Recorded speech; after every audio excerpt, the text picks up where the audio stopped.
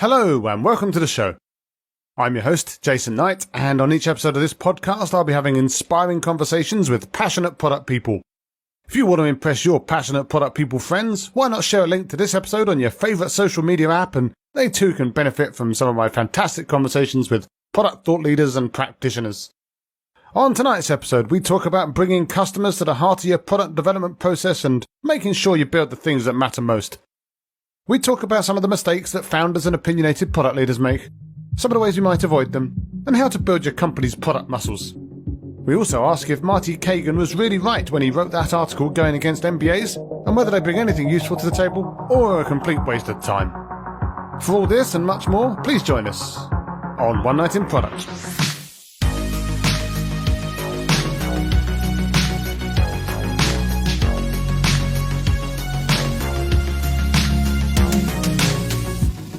So, my guest tonight is Hubert Palan. Hubert's Prague-born and raised in what was then called Czechoslovakia and started his computing career huddled around a PC with 3 other families. Having managed to elbow the kid next door away for long enough to develop the tech bug, Hubert looked longingly towards Silicon Valley and headed over to the world of big tech via an MBA at Berkeley. Hubert says he wants to perfect everything, so after starting out as a product manager and being unable to find a tool that did everything he wanted perfectly, did what everyone in Silicon Valley does in that situation and started Productboard. He's now on a mission to help companies across the globe build truly excellent products. Hi, Hubert. How are you tonight? Hi. It's so great to be here. What a wonderful intro. Thank you. Right, to put the effort in and edit out the bad stuff. All right, so first things first, you are the CEO and founder of Productboard. So in your own words, who are Productboard and what problem does it solve? Productboard is a product management platform. We help product teams and really entire organizations get the right products to market faster. Really, you should think of it as an analogy to CRM system, but specifically designed for the needs of product teams, product organizations, everything product related. And that's what we do. We work with companies large and small, over 4,500 companies as customers. And some of the best product teams out there use us to get the right products to market faster. It's awesome. And some average ones, no doubt, as well. But I'm sure you're doing your best to make them better. But that's interesting about the kind of CRM focus as well. I mean, obviously there are CRMs out there and that's what they do. And there's a lot of more road mapping and planning solutions out there. I mean, do you consider yourself in competition with those, or do you think that your value proposition is completely distinct from that? Yeah, it is. You know, let's talk a little bit about this space, right? Because if you think about what product management role is about, it fundamentally is about 2 things. And that's who are the customers and understand them really well. Who are they demographically, behaviorally? What is it that they need? What pain points they have? You know, what problems they're trying to solve.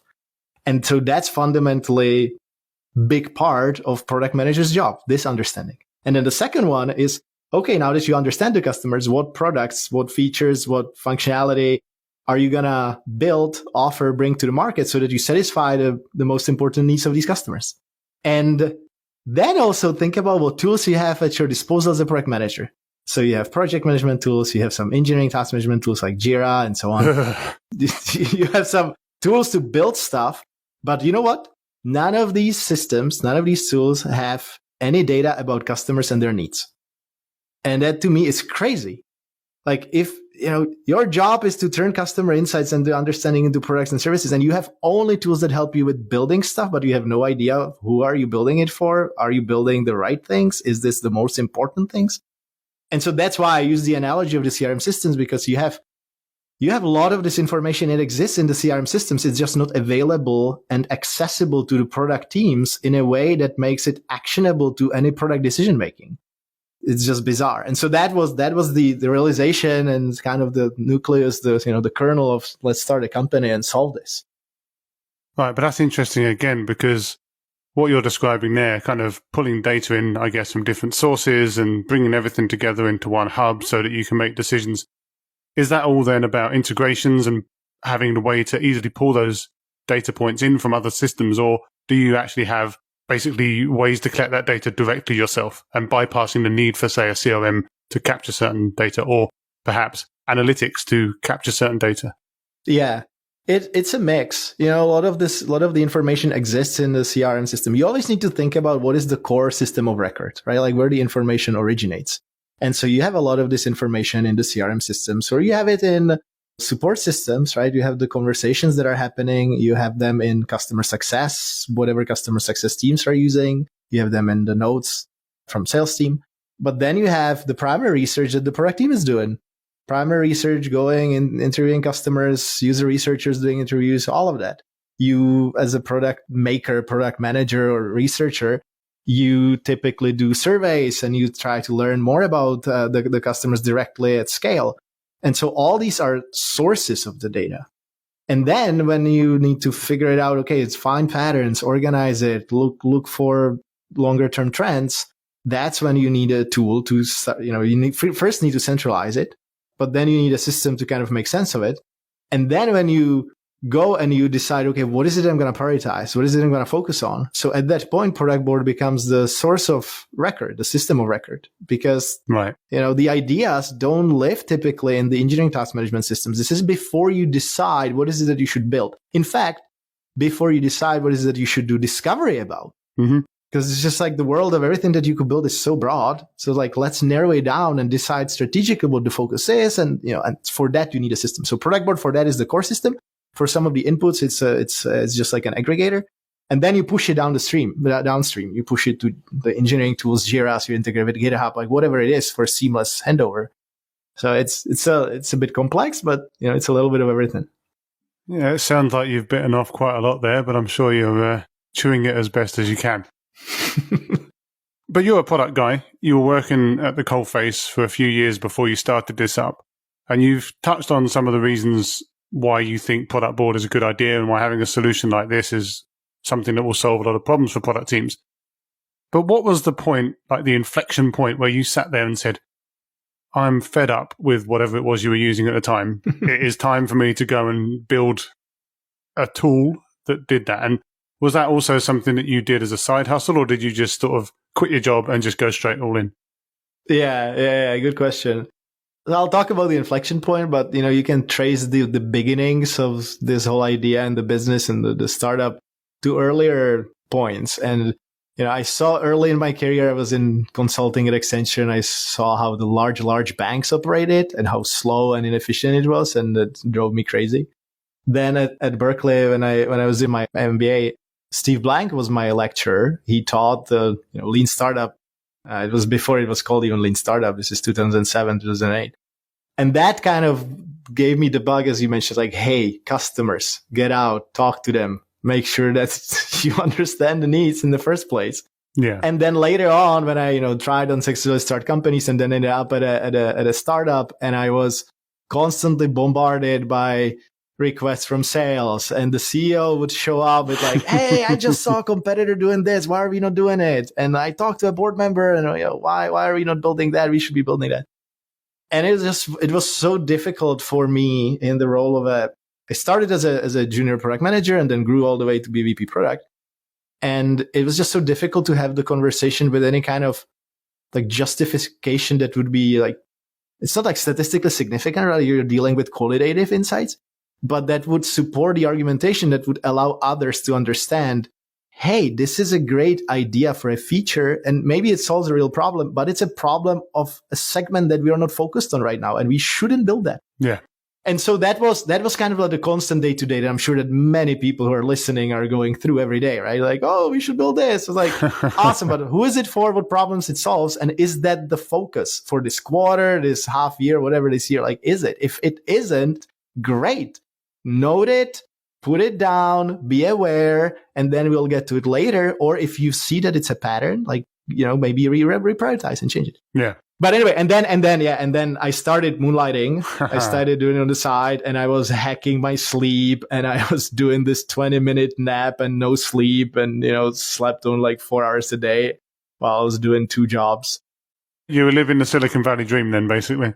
It was an awesome dream. Yeah, I was single, living in San Francisco in such a small apartment, like a studio apartment, and I was just working. That's all I was doing.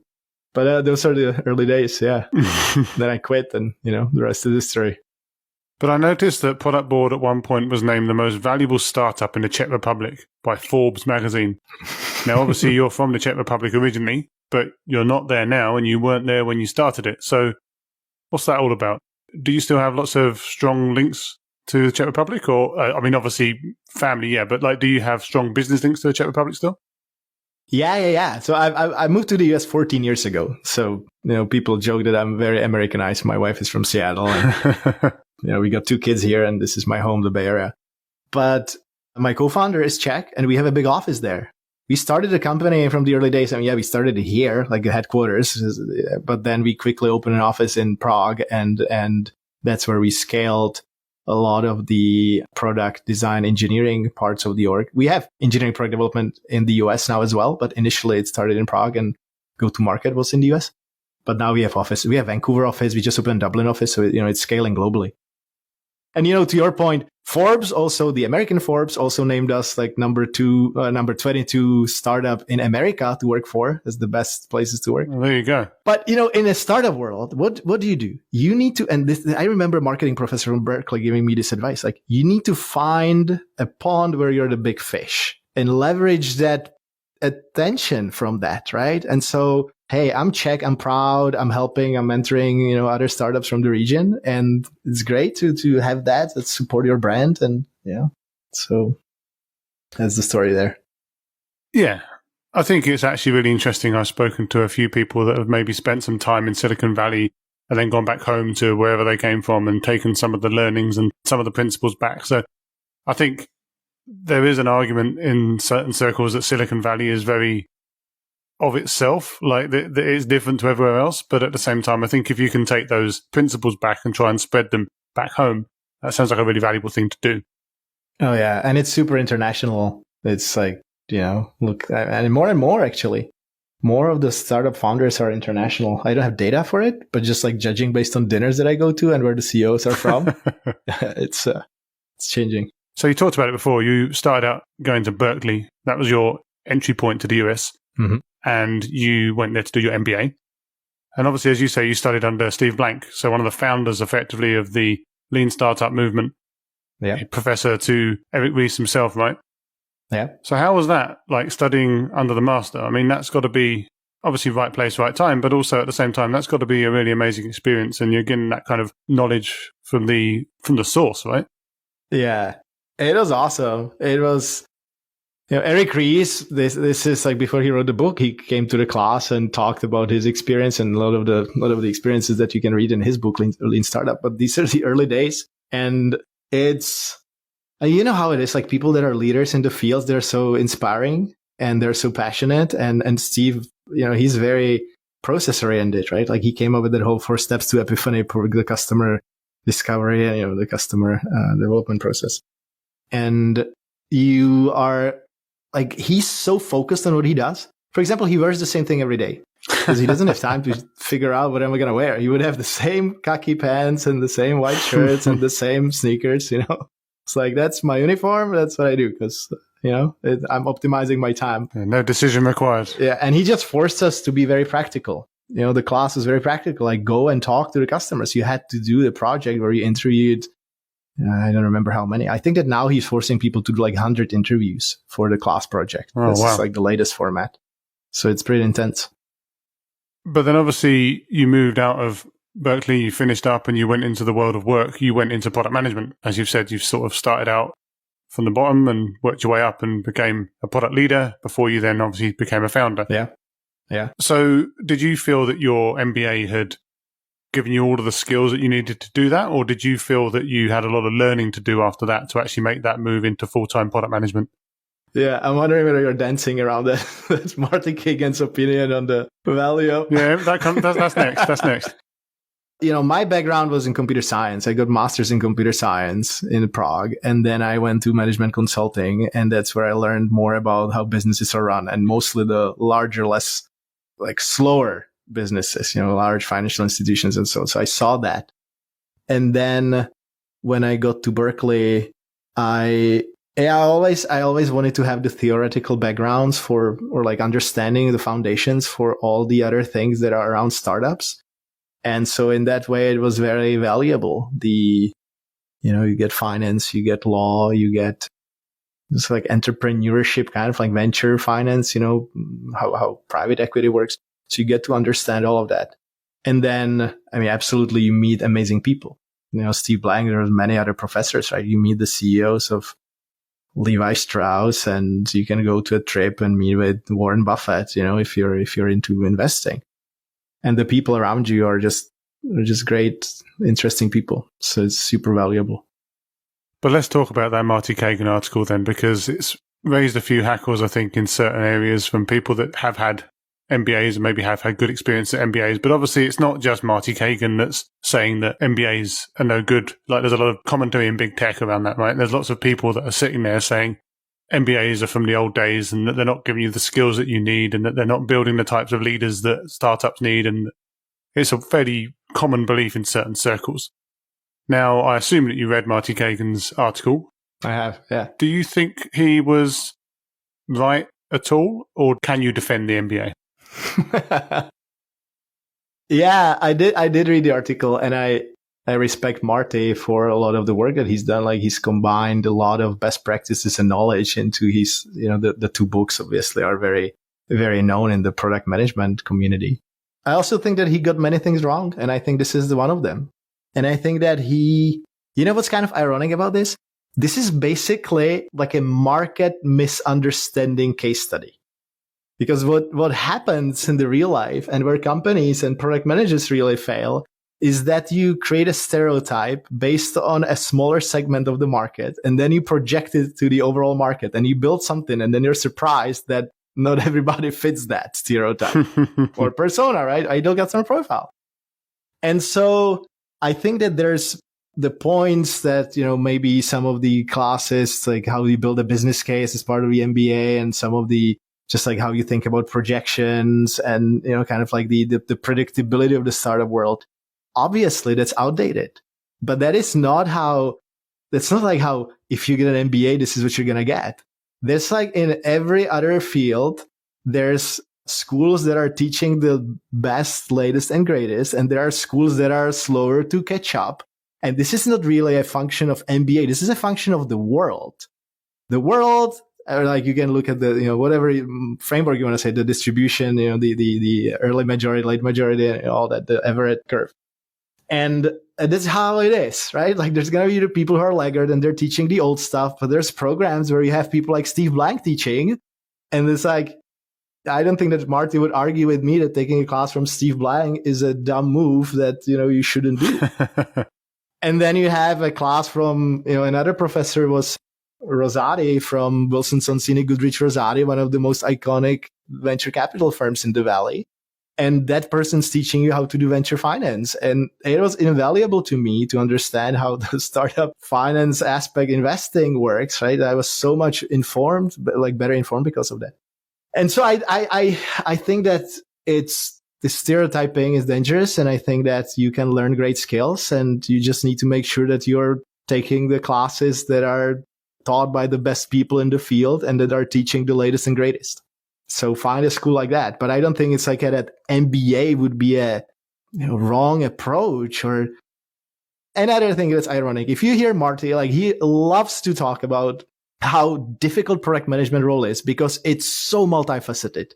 I need to understand the design and engineering. I need to understand the go-to-market and pricing. And you need to understand, the legal aspects and regulatory compliance and all of it, right? And guess what? The degree that covers best, most broadly, all of this is MBA. If you really want to combine business and the development part, products part, it's like, I don't know. I don't think there's a better degree. So that would be my defense. Yeah, I think that's a strong defense.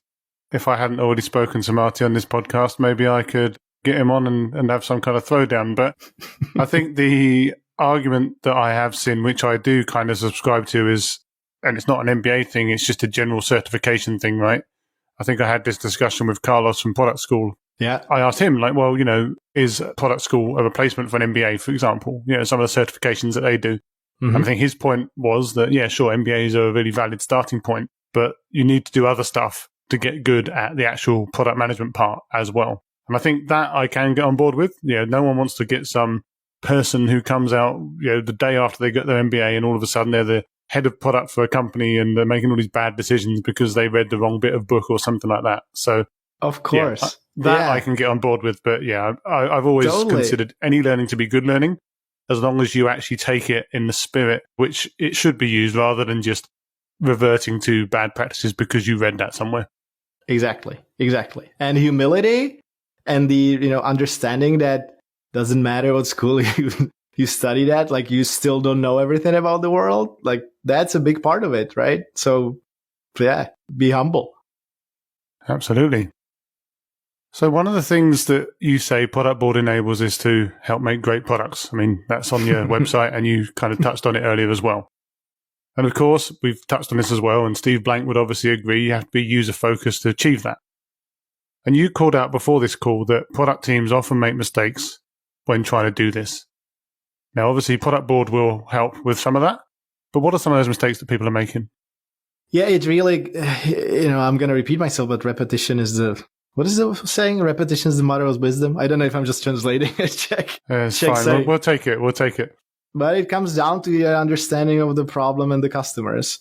And it's interesting because a lot of the startups they struggle initially because the understanding is not deep enough. And then even if the founder stumbles upon, okay, this is an opportunity worth solving and there's a big segment and a very burning pain point, then they struggle typically with getting everybody else on the same page and aligned around the shared understanding so that people are really executing efficiently and kind of marching in a focused direction, executing the same thing.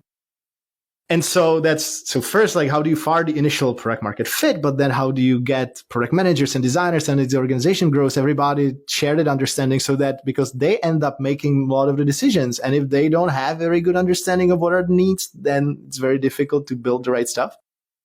And then another issue that typically happens is if you become even a bigger company is that you need to start thinking about the portfolio approach and how you're going to augment the initial product market fit with which adjacent use cases you're going to satisfy. Are you going to satisfy it as an extension of your existing product, or do you need to launch as, like a separate product and you have it in a portfolio? And that's where, if you kind of never learned as an organization how to do the product management process and how to share information about customers and their needs at scale, then you're going to struggle because you don't have that muscle built that allows you to say, okay, you team, go and explore this, because they don't know. They were just incrementally innovating on something, and finding a whole new solution to a new problem is a whole different type of innovation. It's a different ballgame. So that's what I always go back to. And that's why, again, Productboard get all the insights and put people in front of what is it that the people need in a most efficient, organized, centralized way. It doesn't guarantee that you're going to build the right product. Right? It doesn't turn you into a Steve Jobs, but it increases the chances of making the right decisions, right? If there's a constant customer insights flow into the people who are making the day-to-day decision on the front lines of the company, or, the most junior product manager, the more exposed they are, the better informed they are, and the better decision they can make.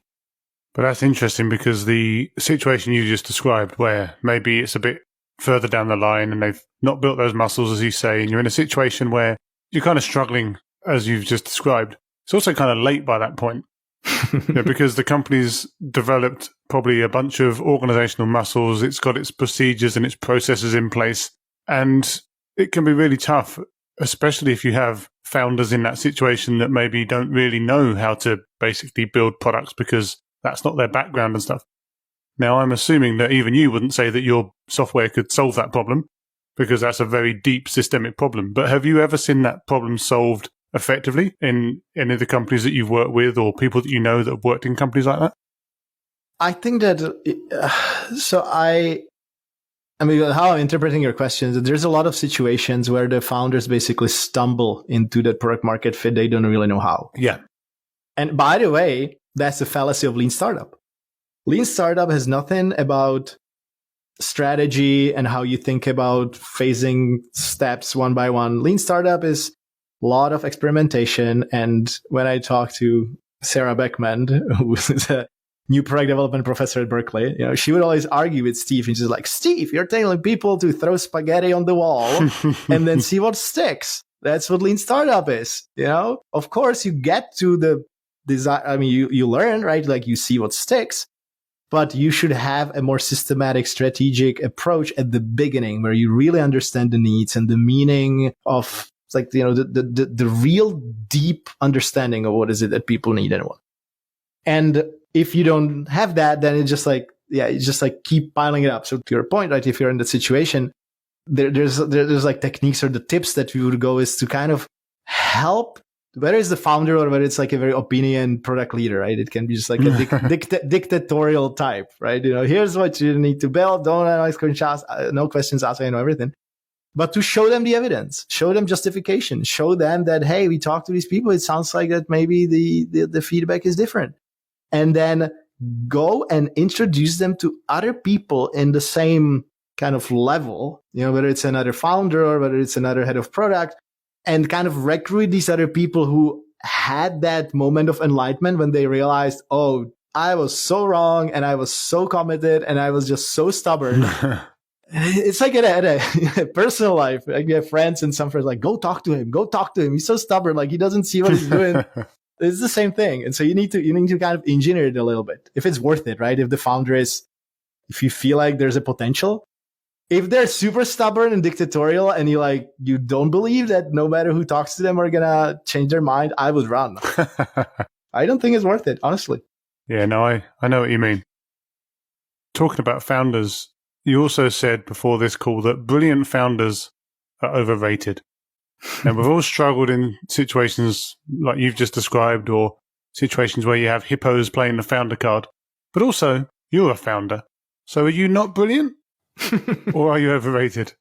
Yeah, it goes back to what I described, right? Because the whole point is that the founder's insight is overrated, because if it's just that one individual person, I mean, again, you might be right? Like, if you spend whole life learning and working in a domain, like, you have a very deep understanding of the domain. So that I'm not dismissing that. Your intuition is basically an, internalized experience, and you can make decisions much faster because you've seen it and that's how brain works, right? That's what intuition is about.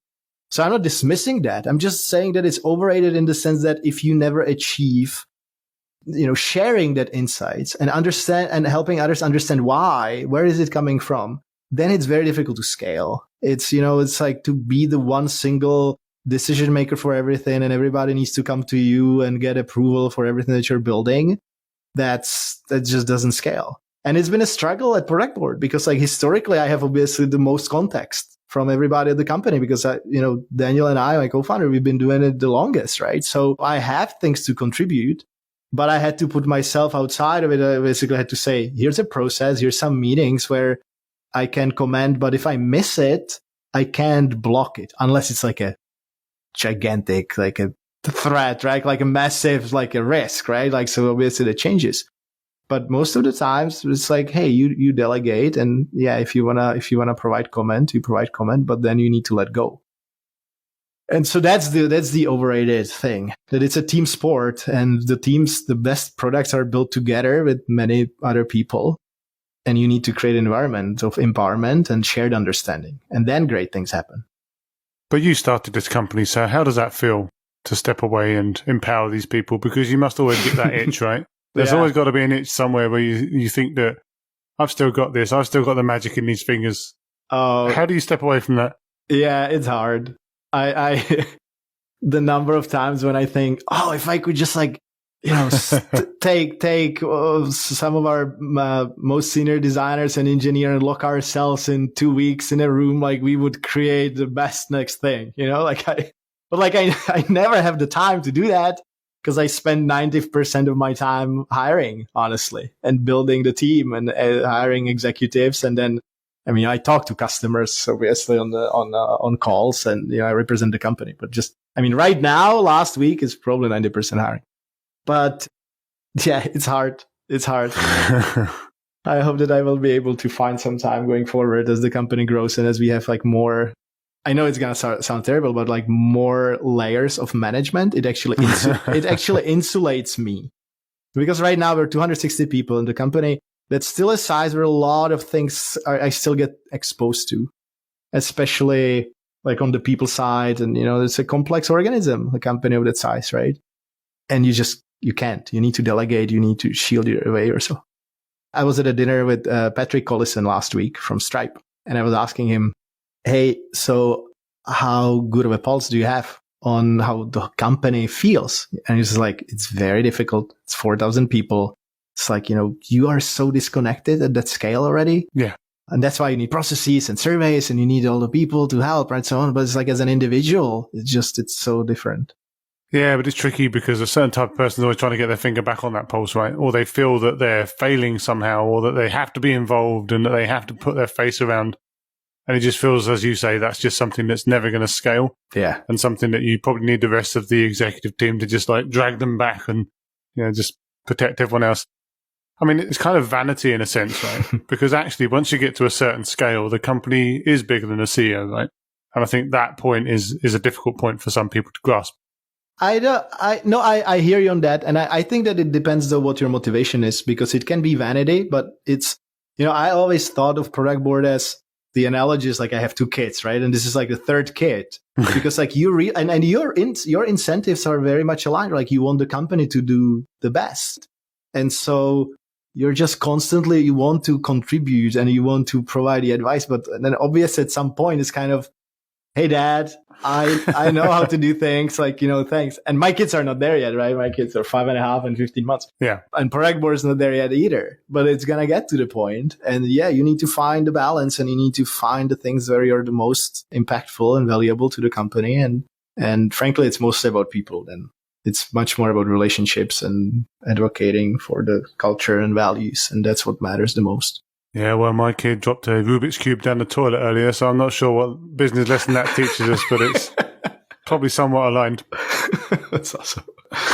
But it's interesting because, again, you're the CEO of a company that's fast scaling. Yeah. Over 200 people, as you say now, pretty international. You've got your office in Prague, Vancouver, you've got obviously Silicon Valley as well. Big part of the job of a CEO of a growing company, and the rest of the team, but specifically the CEO, is to make sure that you're building a diverse and inclusive company as well. And it's not uncommon to hear tales in Silicon Valley and in tech in general of that not being the case. Either ethnic balance is off or gender balance is off and so forth. Yep. How have you managed to drive that yourself within the company as you've scaled? Yeah, it's a great question, and it's a difficult one because, to me, diversity, you've got a lot of posts and a lot of kind of thought leadership done about how diverse team outperform the less diverse ones in terms of productivity and in terms of different opinions and so on. And it's great. That's absolutely true. But to me personally, it's more a responsibility of a company that's at the forefront of society. Yeah. To kind of drive societal change, rather than just justified by the business reasons. And it's hard because if you're trying to help or increase the focus or push forward a community that's in the minority, well, by definition it's a minority, so that means that there's less people of the type. And so if you're actively focused on building diverse team, that means by definition that it's going to take longer because there's fewer people that you want to bring into that world, right? Because they're not there yet, because otherwise we wouldn't have this issue. So it's basically like an investment. It really is taking longer to hire. And you need to make sure that you're okay with it. So it's a conscious thing. And then you need to have processes. And then, of course, the problem is that it's not just you or the leadership team. Like at a company of our stage, like almost everybody's interviewing at some point. And like, how do you kind of do it at scale? So we're investing into trainings, and we're trying to understand, to help people understand the biases. The cultural diversity is an interesting one because it's actually creates a lot of friction. I would almost say that like the pressures that you have at the company, the people from different countries, from different backgrounds, and regardless of race or ethnicity or gender, that's where a lot of the friction comes from. How the Americans think about things versus how the Czechs or Poles or Lithuanians or Brits, thinks about things, and how they perceive the communication. It's kind of like you're saying a message, but how do you localize it if we have 28 or 30 nationalities? So that's the hard part. Like, how do you say it in a way that's relevant to everybody? I know it's a long answer and like all over the place, but it's a complex topic. No, it absolutely is. No, I completely understand. And I think as long as people are making concrete steps in the right direction, again, it would be brilliant to be there tomorrow. But as long as we're getting there at some velocity, then that still feels better than moving backwards or staying the same. So can at least commend you for making those steps. Yeah. But what is next in 2021 for Productboard? Have you got anything big on the horizon that we should be watching out for? Or are you kind of tightening the bolts and iterating your way to success? I mean, we've got some great product enhancements, and we're opening the platform even more integrations. There's going to just, the product itself is going to become a better product management platform, right? So not everybody knows here, so I don't want to bore people with the detailed features. You can go check it out. But we have in the fall, we're going to have a big summit, Product Excellence Summit. We had one last October, so we're going to do that again. And that's going to be an opportunity to meet fellow products loving folks. We're also opening our community, actually, our community product makers. We used to have just community for our internal customers because, we have thousands of customers. So that was critical mass, but we're opening up the community to just everybody, right? Everybody who's passionate about products, not just management, but overall product making, designers, engineers, user researchers, anybody who's passionate about creating something exceptional and solving people's problems and putting a lot of pride and effort into creating things. You should check it out. Absolutely. We're launching it June 30th.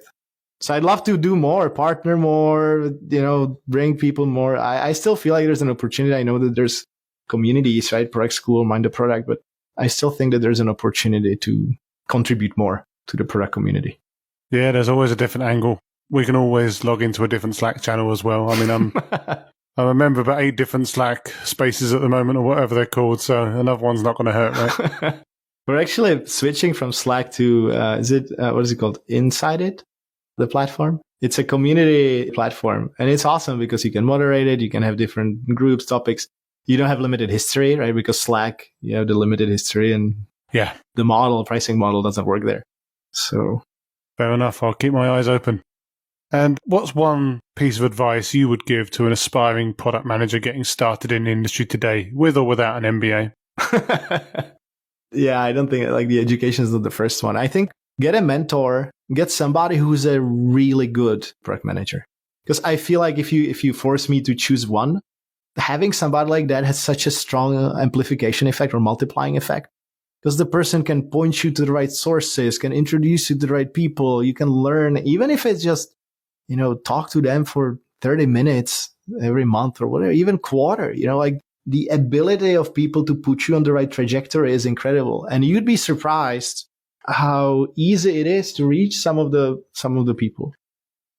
And, you need to have a compelling, it's not like, hey, are you going to be my mentor? You need to know why, right? You need to have conviction. You need to be passionate about it. But people sense that. If you're really passionate about something, and if you're genuinely trying to get best and better and better and, best at the field, people sense that and they're willing to help. So, I mean, there's obviously many other practical tips and advice, but this curiosity, empathy, practice empathy. If you're more of a techie, learn about people, learn about psychology, consumer psychology, what motivates people, how they make decisions, all of that. It's super critical. As product manager, it's all about understanding people, customers, their needs. And I'm sure there's one piece of advice in there somewhere about using Productboard as well, right? Yeah, it doesn't matter what you use. Eventually you'll come around and you'll end up being our customer. It doesn't have to be now, but one day. There can be only one. We'll be happy to welcome you. Yeah.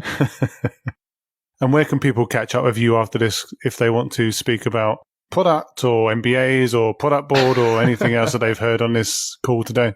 Yeah, productboard.com. H Palan is my Twitter handle. You can find me there. Or connect with me on LinkedIn. That's easy. I'm happy to stay in touch. I will add that to the show notes, and hopefully you'll get a screaming fan base running towards you. Well, that's been a really interesting chat, and obviously really good to hear some of your story and how you got into product, and obviously your MBA opinions and some of the stories of Steve Blank, and hopefully we can stay in touch. But yeah, as for now, thanks for taking the time. Thanks for having me, Jason. Thank you, everybody, for listening.